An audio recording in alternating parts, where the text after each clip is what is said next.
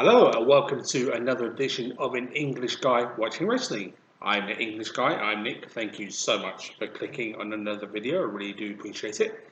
In this one we're going to be covering the 7th of June 2021 edition of AEW Dark Elevation. It was a very good event, so that being said, jump right into it. The opening matchup was between Santana Ortiz, Powered and Powerful, versus, get ready, that's it. Liam Gray and Adrian Alani's making their AEW tag team debut. And actually, no, tell that wasn't a debut. My apologies. What was it? Anyway, get ready. Anyway, I shall carry on. My fault. Anyway, this was Santana Ortiz's first tag team match in AEW for a while because obviously they've been part of the feud with the Pinnacle as they're part of the Inner Circle. And I've said it before and I'll say it again, Santana Ortiz are one of my favourite tag teams in wrestling. Really happy to see them have another match. And this was a very good match, to be fair. Good opening match, and when it comes to great tag team maneuvers, there aren't really many better than Proud and Powerful, to be completely honest with you. And that's saying something because there's some really good ones out there. But these guys just click without even really thinking about it. Obviously, they've been a tag team for a long time, but they proved it yet again here. And this was a good opener, to be fair. And great to see Santana and Ortiz back at it, shall we say. And they did win the match in convincing fashion. And you know what? I was all happy with that. And, it was an enjoyable opening match. So definite thumbs up to all four men fair. So, the next match. Oh. So, here's your notes actually. Jade Cargill versus Ray Chanel. And of course, Jade Cargill undefeated so far in AEW. And she's been a star since she's first appeared in AEW. She's done everything right. And you know what? She did everything right here too, in very quick fashion against Ray Chanel. And, if there's anyone that's got future champion and star written all over her, even though she's done a handful of matches, it is Jade Cargill. I think she's really good. She works really hard. And she's shown it. She really is. And I enjoyed this matchup. Good, quick match. So nothing wrong with that. And Jade Cargill winning, yes again. So there we go. And the next match was... No, was it the next match? I think it was. No, it wasn't the next match. Sorry. These won't be in order. I will say that. On the card, we also have Scorpio Sky versus Trevor Reed. And, this is Scorpio Sky's first singles match for a while. Obviously, he's tag team partners with Ethan Page now. I think they're called Men of the Year. I think I said tag team now. I think that's what they're called. But don't quite mind it. I'm not 100% sure if that's right. But anyway, Scorpio Sky is arguably one of the best all-rounders in AEW, bar none. There's not much the guy can't do and has been able to do for a long time. And a long-time veteran in this business, and he showed it here. Even though he was first singles match for a while, he looked great. And of course, since he's come back from injury, he's been firing on every single cylinder possible. And him tagging with Ethan Page, tongue-tied myself here again. It's been great to watch him here, and I enjoyed this one. And it was a short match, but Scorpio Sky did win in convincing fashion with the heel hook.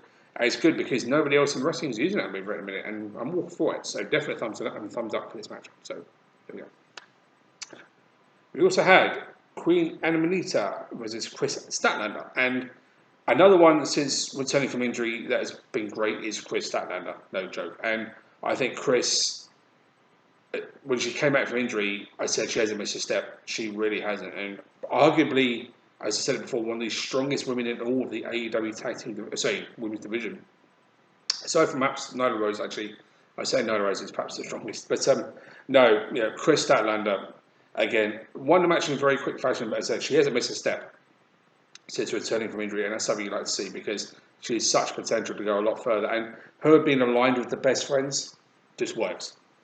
No other way to say it. And I enjoyed what she did in this match. I mean, her hitting the Big Bang Theory in that with the power, the way she managed to swing her opponent around and hit the Big Bang Theory was impressive. But as I said, that's just the strength of Chris Statlander and the ability. So definitely a thumbs up to that. And she's doing great. So she's been back, so thumbs up to that as well. So there we go. We also had Mike Seidel versus Ethan Page. And I personally was looking forward to this matchup. Ethan Page, obviously tag team partners with Scorpio Sky. And he's a guy I've got a lot of time for, Ethan Page. I think he's great. He's got charisma to spare, when he's on the mic and he's doing his thing. but he's also got wrestling talent spare, and that's no joke. I think he's fantastic when it comes to that, and everything he does is with a purpose. And against Mike Seidel, who did a good match here as well, to be completely fair, he did it again and hit the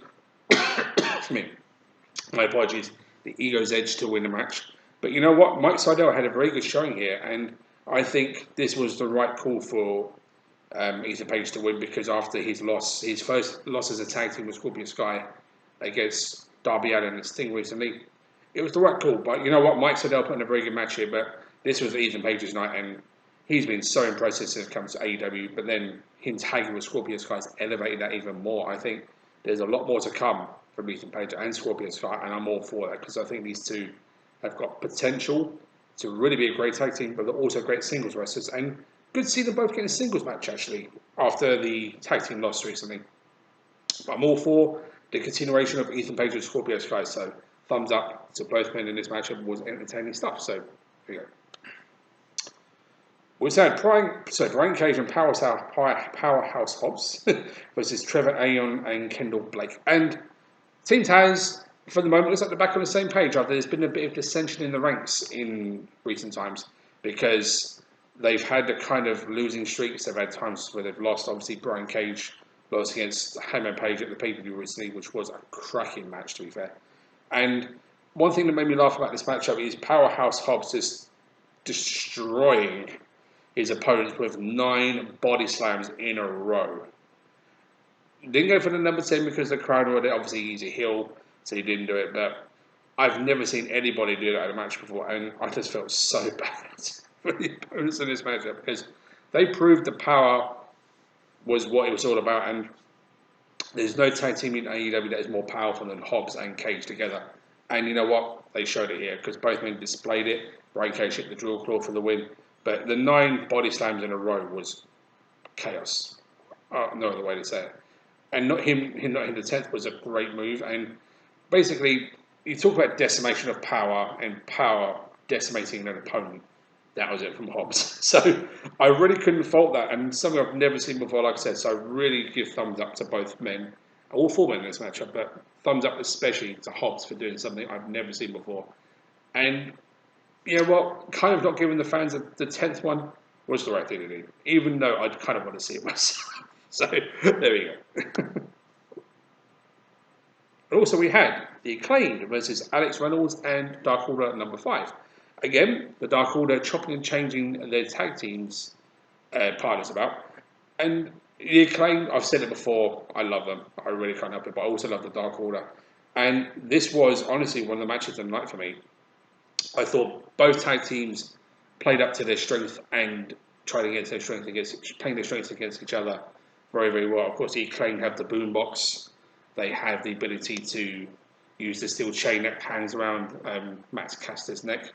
But Alex Reynolds was not falling for it. Obviously, after him wasn't going to punch Alex Reynolds when the referee's back returned, Bowens threw the chain to Reynolds. Reynolds caught it, wasn't falling for it. Threw it away, and of course, and the 5 Angels comes off the rope with a big splash. Was brilliantly done, and I just thought that's how you get right past cheating in a very convincing but interesting fashion, shall we say. But not to say that this wasn't a good back and forth tag match. There was some good tag team continuity and mentality in this match, and I really liked it. And this is what really drew me in. And when you've got 2 teams like this, you are going to get it. And obviously, the Acclaimed are a great tag team. And the Dark Order has chopped and changed their members in tag matches, and they did it here. Nothing wrong with that at all. But this was a really, really good tag team match. I thought the Acclaim winning was the right call, because they did what they usually do, but better. They did cheat, but obviously with the different variants and the way they chop and changed, and the way they actually tried to cheat and didn't do it, but then got around it, was well done. And the timing of it was perfect too. And this is what tag team wrestling can be about if it's done in this way and it's done right. And this was no different. This was definitely the right way to do it. And you know what? I think the Acclaim winning is a good thing as well, because I think they've got more potential, even though they've already had an AEW tag team title match. There's more in the future for these guys, I think. And definite thumbs up to all 4 men for producing a really good tag match. This was good stuff. Sorry.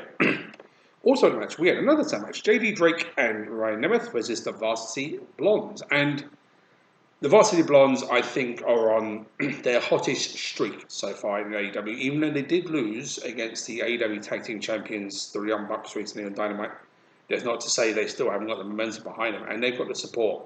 Obviously, they've been growing and growing and growing. And I said it before, they are perhaps the most improved tag team of 2021 in AEW. They've been performing very, very well on Dark Elevation and AEW Dark, and of course Dynamite each week. And they're proving themselves, they really are. And I think there's a lot more to come from them as well, but not to say they're not doing great as well at the moment. And again, when you're facing a team like Nemeth and JD Drake, it's going to work because the Wingmen are fast becoming one of the most bizarre yet entertaining but good factions in AEW. And when you've got two very good wrestlers from like Nemeth and JD Drake, it's going to work. And again, this was another good tag match. Didn't go as long as the other tag match, I'll say that. But not to say it wasn't entertaining stuff, because it actually was. And yeah, I think the Varsity Bronze winning was the right call. And there is just something about them that is just getting more and more appealing to watch and more appealing to support. And yeah, the Wingmen did a good stuff. So good job in this match as well. And not surprising because they are really starting to click as a faction, as a tag team, no matter which combination it is, whether it's Nemeth, Benoni, Avalon, Drake, or any other tag team. It works within the within the Wingman days. But I enjoyed this one, I really did. And yeah, a great tag match, great heel versus face tag match. Like I said, I don't think there's any tag match shaped any face tag team in AEW that's quite like the Varsity Blondes, because I think they're the most babyface tag team, shall we say. But it works, and this works as well. So definitely thumbs up to all four men for producing entertaining stuff. We also had Evil Uno versus Danny Limelight, and if you can believe this, this was Evil Uno's first singles match in AEW.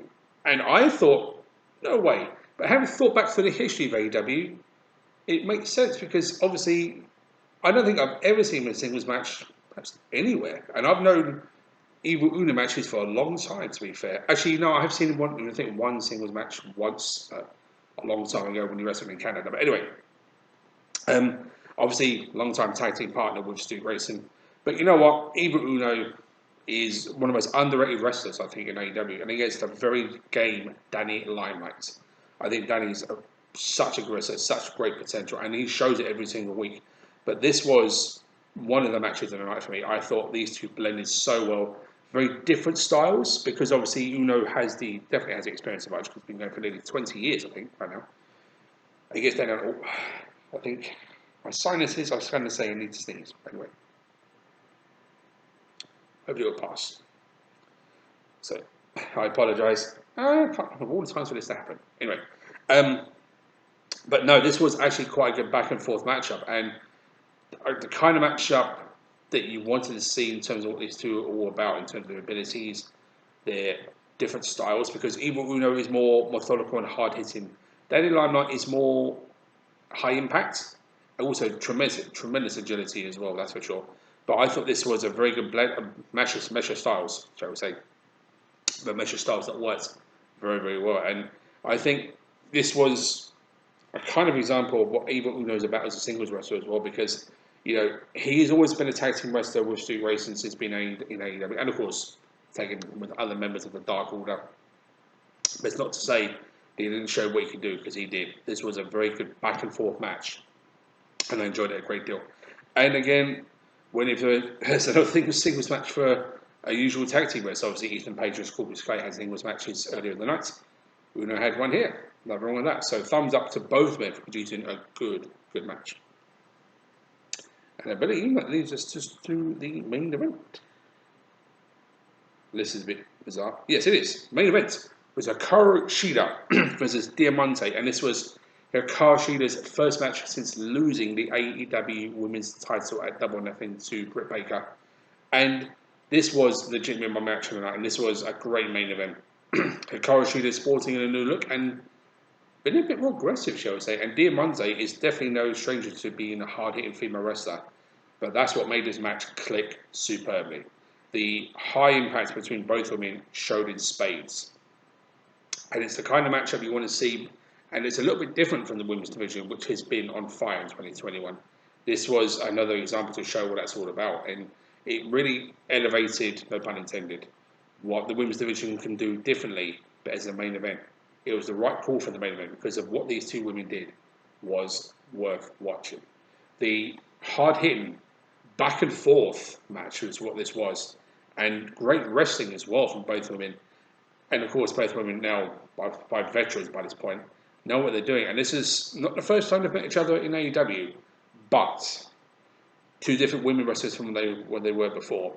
This was a cracking women's wrestling match. As I said, different turn of pace from what you usually see. A lot of hard-hitting offense, more brutal as well, which is something you don't really see from Hikaru Shida. Actually, if you said that, you do. But Diamante hit hard, and the counter wrestling in this matchup was very good too. This was a worthy addition to be the main event for sure. I said the women's division has been on fire. This added to it. And, Hikaru Shida getting the win, I think, was the right call, but Diamante had a great showing here, without a doubt. And this was worth the main event slot. And I really enjoyed Elevation this week overall. There was not really a weak match on the card. Shorter matches, sure, but a lot of things that have been showing a bit of difference as of late. And AEW Dark Elevation has kind of done that since it's made its debut. And I'm all for it. And this was, again, no different. And I'm all for it. So definite thumbs up to everybody involved for producing a very, very good episode of AEW Dark Elevation. And on that positive note, I will end the review here. Thank you so much, everybody, for watching. I will see you all next time. Until that time, take care.